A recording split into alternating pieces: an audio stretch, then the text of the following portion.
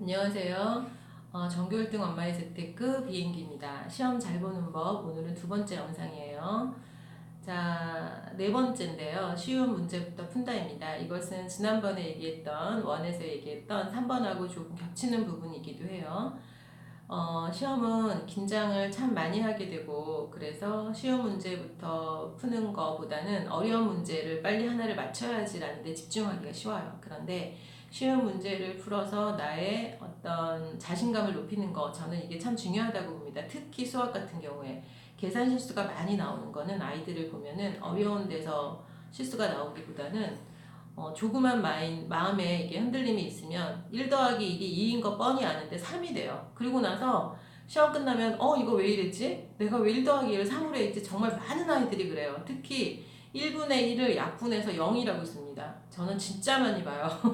그리고 나서 본인도 이해가 안 되는데 그거는 왜 그러냐면 자신감이 떨어지고 긴장을 너무 많이 해서 그래요. 특히 계산 실수는 제 경험상 100%입니다. 그래서 자신감을 찾는 그런 이유에서 쉬운 문제부터 푼다가 아주 중요해요. 그래서 앞에 상단 부분에서 나오는 거 아니면 문제지에 딱 펴놓고 들어오는 문제 중에서 내가 이거 자신 있어 하면 그냥 처음부터 풀지 않고 그 문제부터 가도 돼요.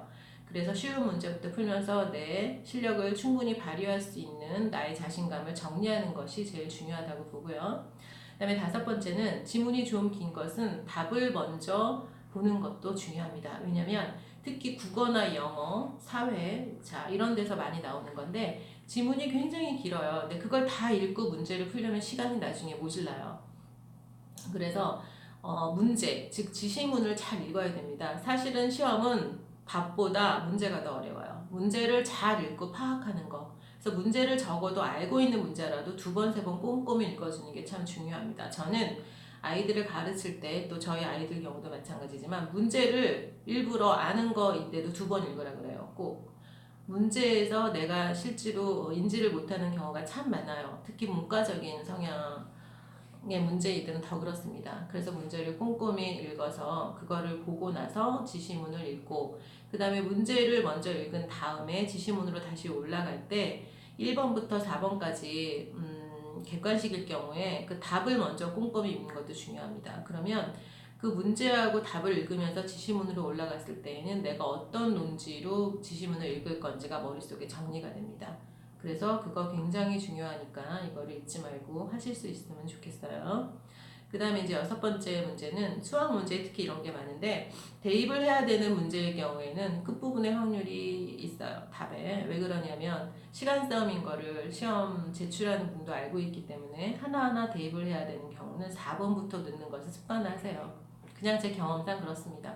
그래서 이거를 알고 이제 이랬으니까 어떤 분들은 1, 2번에도 답이 있지 않냐. 그거야 어쩔 수 없는 거죠. 그렇지만 가능하면 대입해야 하는 문제는 1번부터 풀지 말고 4번부터 대입을 해서 넣었을 때 확률이 많다. 이렇게 알고 있으면 좋을 것 같고요. 그 다음에 이제 일곱 번째는 문제에 보면 무엇이 아닌 것 이런 문제 참 많아요. 또 무엇이 아닌 것에 해당하지 않는 것 이런 것도 있고요. 이거는 굉장히 헷갈립니다.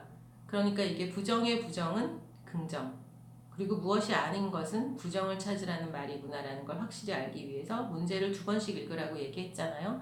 문제를 두 번씩 읽으면서 이 아닌 것은 크게 별표를 치는 습관이 중요합니다. 밑줄을 긋고 동그라미를 치는 거예요.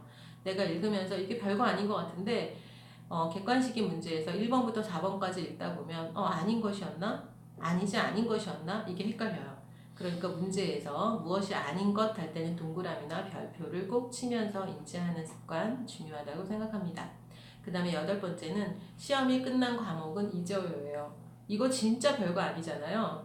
자, 보통 시험이 3교시나 아니면 2교시, 요즘에는 1교시도 많이 치던데 이런 과목들이 있을 때 첫 번째 시험 끝나서 쉬는 시간이 주면 사람들이나 아이들을 보면 답 맞추기에 바빠. 답을 맞추면 틀린 게 맞아지나요? 아니에요. 이미 시험은 벌어졌어요. 그 답은 나중에 맞춰도 됩니다. 그 잠깐의 10분의 쉬는 시간을 충분히 활용하세요. 화장실 갔다 올 거 아니면 그 다음에는 그 다음 시간에 공부를 한 문제라도 하는 거예요. 내가 어떤 거 부족한 부분을 교과서나 아니면 문제집에 읽던지 여러 가지 본인이 5분 동안 해 놓을 수 있는 포인트를 공부하면서 만들어 놓고 그 공부를 하라는 거예요. 옆에서 답을 맞추건 말건 신경 쓰지 마세요. 나는 답을 맞추지 않을 거야. 시험 끝난 거는 잊으십시오. 두 번째도 마찬가지, 세 번째도 마찬가지. 그리고 오늘의 시험이 끝났어. 그러면 이제 어느 정도 맞춰보고 그 다음엔 잊으세요. 그 시험은 이제 더 이상 안 돌아와요. 오히려 내일 시험을 공부하는 게 낫습니다. 그래서 제가 큰아이를 키울 때 전교 1등 계속 하면서 걱정스럽잖아요. 나중에는 이 아이도 애들이 1등을 1등을 부르고 하다 보니 본인은 1등을 위해서 공부를 한 건 아닌데 전교 1등을 놓치고 싶지 않았던 마음이 생기거든요. 그래서 오늘 실수를 많이 해서 전교 1등 못할 것 같아 엄마 이런 말을 참 많이 들었어요. 그러면 저는 계속 똑같이 얘기했어요. 아니 내일부터 모든 시험을 네가 100점 맞으면 네가 1등이야. 걱정하지 마. 다 잊어버려. 자, 지금은 내일 거 공부하자. 이게 정말 습관적으로 계속됐어요. 그래서 그게 다행히도 큰아이가 그런 습관이 됐었고 그걸 어떻게 알 수 있냐면 작은 아이가 언니 어떡해 나 시험 오늘 망쳤어. 그러면 큰아이가 얘기를 해주더라고요. 걱정하지 마. 오늘 시험 별거 아니야. 내일부터 하는 거 네가 다 맞으면 네가 1등이야. 큰아이가 작은 아이한테 내가 해줬던 것처럼 똑같이 얘기를 해주는 걸 봤습니다. 그렇게 하시면 돼요. 지나간 건 잊으세요. 그것이 시험 잘 보는 8번째 비밀입니다. 네, 감사합니다.